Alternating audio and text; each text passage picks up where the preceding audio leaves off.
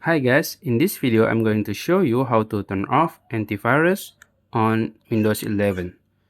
First step is you can go to search bar and type Windows Security.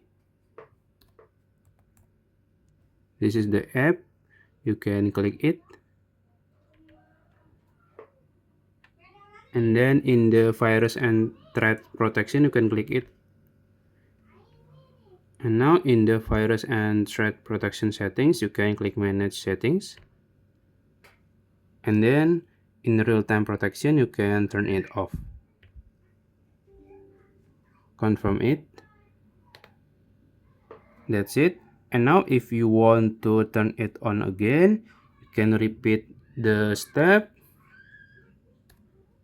Go to Windows Security again, click it, and then in this one you can click it again, and in the virus and threat protection setting you click turn on and confirm it. That's it. If you found this video helpful, please like this video and subscribe to my channel. Thank you.